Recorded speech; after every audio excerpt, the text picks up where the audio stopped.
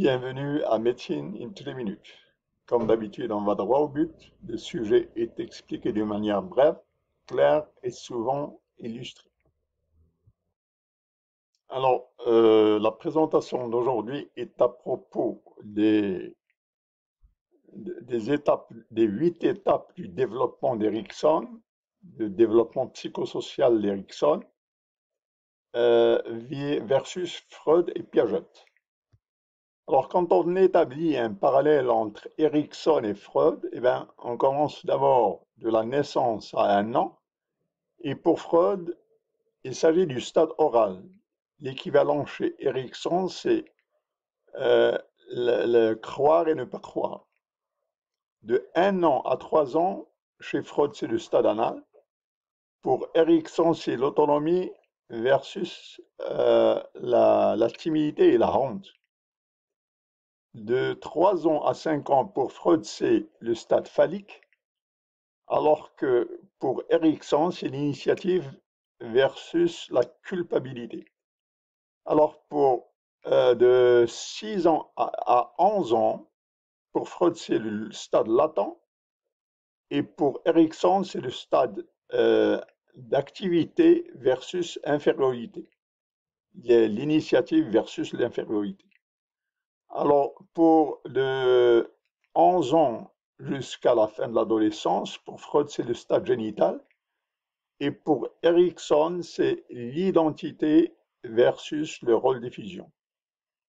Alors, de 21 ans à 40 ans, pour Freud, le développement, il s'arrête chez l'adolescence pour Freud. Alors que pour Erikson, c'est le stade d'intimité versus isolation. Alors, les étapes psychosociales du développement d'Erikson, c'est la théorie de la psychanalyse et ces étapes se déroulent sur 8 étapes de l'enfant jusqu'à l'âge adulte. Alors, durant ce développement, il existe des forces positives et négatives qui interactent et qui influencent le développement. Alors, l'interaction des deux forces opposées sont d'ordre biologique et socioculturel. Si un enfant, si un bébé, si un individu succède dans la réconciliation de ces forces, il va passer à l'étape suivante en ayant comme compensation la vertu. À titre d'exemple, un bébé qui entre dans l'étape d'autonomie versus la honte et la timidité et le doute, eh bien, cet enfant sera plus confiant. Il va porter les vertus de l'espoir durant cette phase. Par contre, le bébé, l'enfant, le bébé qui éprouve des difficultés à cette étape va aura des difficultés dans son futur. Cependant, même si le bébé ou l'enfant ou l'individu maîtrise une étape, des fois, ça ne se répercute pas sur l'étape suivante. Alors, la première étape dans la petite enfance, c'est croire contre ne pas croire. Suis-je capable de croire le monde autour? Et le centre et la maman est le centre de cette phase. Et il est caractérisé par l'espoir.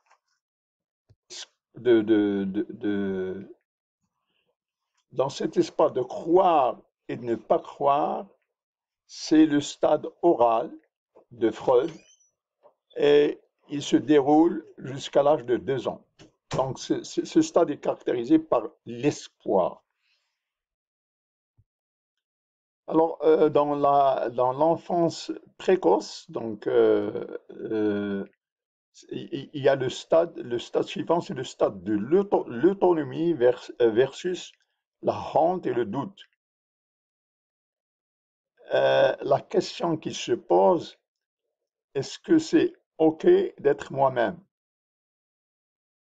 Et l'individu il passe du stade de la mère vers le stade des parents et il est caractérisé par la, la- la volonté. Alors, ce stade de l'autonomie versus la honte et le doute, c'est un stade musculaire anal et c'est entre 2 et 3 ans. Ensuite vient le stade préscolaire qui est caractérisé par l'initiative versus la culpabilité. Euh, L'enfant se pose la question, est-ce que c'est OK de bouger autour et d'agir et d'acter? Alors, le support de cette phase est la famille et cette phase est caractérisée par le but. Donc, initiative, agir ou avoir le sentiment de culpabilité. Alors, dans cette phase d'initiative versus la culpabilité, c'est un stade locomoteur génital entre 3 et 6 ans. Donc, il y a le but, il faut cibler un but. Alors, l'étape suivante est l'âge scolaire, c'est l'entreprise versus l'infériorité. Est-ce que je suis capable de transformer le monde? Euh, et cette phase, c'est l'action de l'entourage, des voisins, et c'est l'action aussi de l'école. Et c'est durant cette phase que l'enfant identifie les compétences. Alors, une compétence, elle fait appel au savoir, donc à la connaissance, à l'éducation, à au talent qui caractérise l'enfant et à son attitude. Donc, c'est de 7 à 12 ans. Elle est caractérisée par l'industrie versus infériorité, c'est-à-dire entreprendre versus ne rien en faire, ou la latencie. Alors, la prochaine étape, la cinquième étape, c'est l'étape de l'adolescence. Alors, dans cette étape de l'adolescence, c'est la phase de l'identité versus la confusion. Qui suis-je? Alors, l'adolescent qui se pose la question, il essaie de s'identifier, de savoir qui il est dans la société. Alors, c'est la période où il se sert du modèle de ses camarades lui servent de modèle, et son idéal à cette période, c'est la fidélité.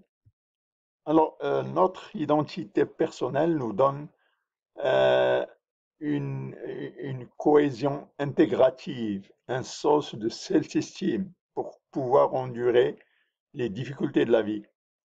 Euh, le sens personnel identifie et il transforme nos expériences et nos interactions avec les autres. Et cette identité, elle va nous aider, elle va guider nos actions, nos croyances et nos conduites au fur et à mesure qu'on avance dans l'âge. Donc, de 12 à 19 ans, c'est l'adolescence, c'est identité versus rôle confusion. Euh, L'adolescent se pose la question, qui suis-je? Et il a pour modèle ses camarades et son idéal, c'est la fille. Alors, la sixième étape dans l'échelle d'Erikson, c'est l'adulte jeune. Et cette phase est caractérisée par l'intimité versus l'isolation. Alors, c'est la période d'amour. Alors, la société, à ce moment-là, c'est les parents, c'est le partenaire et les amis. Alors, quand on réussit, c'est l'intimité, et si on échoue, c'est l'isolation. Alors, l'âge, c'est entre 20 et 39 ans. C'est la période d'amour. Alors, la septième étape, c'est la période des soins. C'est la générosité versus la stagnation. Alors, cette période, elle survient au milieu de la quarantaine jusqu'à ses 39 ans. Alors, l'ancêtre de la psychoanalyse et de la sociologie, qui est Ibn Khaldun, dénote pour établir un guide pour établir un guide pour les futures générations. Donc, le souci, c'est le futur, c'est les autres, c'est les prochaines générations. Euh, il est défini par une sorte de créativité entre générations. Alors, la générosité peut exprimer peut s'exprimer par des centaines de moyens, de moyens, de, de la manière dont on éduque un enfant ou de la manière dont on stoppe une tradition d'abus ou de la manière dont on écrit l'histoire d'une famille ou de la manière dont on étudie une nouvelle organisation pour aider la société. Le problème, c'est comment réaliser une différence, comment aider les gens dans la vie, comment donner un retour aux autres, comment prendre soin de la communauté. Alors après, l'échelle d'Erickson, c'est la sagesse. La sagesse, c'est la période de l'ego, donc elle est caractérisée par l'intégrité versus le désespoir. Alors, c'est une phase qui survient après 60 ans et à ce moment-là, on regarde derrière soi sur ce qu'on a réalisé. Alors, la vertu de la sagesse, on regarde derrière soi pour voir est-ce qu'on a fait des succès et si on a achevé de la sagesse, eh bien, on a accompli sa mission dans la vie. Et ce sentiment donne une sorte de confiance pour accepter la mort à ce stade de la vie, pour accepter la mort comme une réalité. Alors maintenant, nous allons établir un parallèle entre Freud, Erikson et Piaget. Alors, on a déjà donné une idée entre Freud et Erikson. Maintenant, on va rajouter Piaget. Donc maintenant, on va rajouter Piaget pour avoir une idée globale des trois écoles.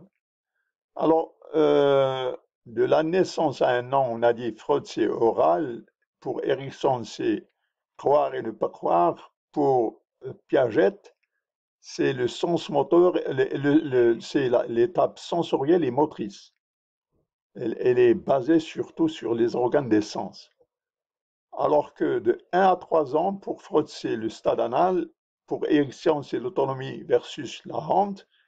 Mais pour Piaget, c'est les objets sont permanents, la fonction des objets qui sont en permanent. Alors, de 3 ans à 5 ans, pour Freud, c'est phallique. Mais pour Erikson, c'est l'initiative versus la culpabilité. Et pour Piaget, c'est l'égocentrisme, c'est le préopérationnel.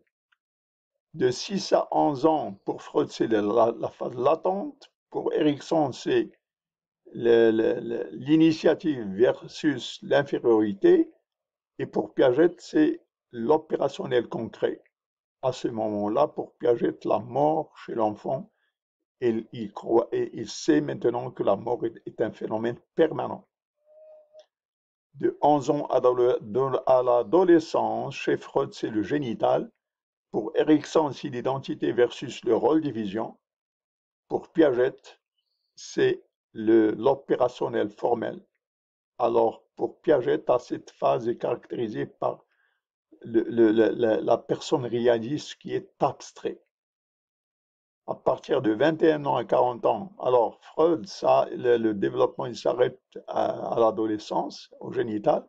Et pour Erickson, c'est l'intimacy versus l'isolation. Et pour Piaget, c'est le raisonnement déductif.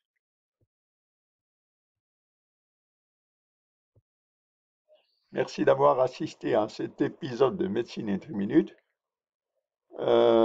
Vous serez aimable de cliquer le bouton like. Vos commentaires sont bienvenus. Et si vous n'avez pas adhéré à la chaîne, vous êtes invité à le faire. Merci.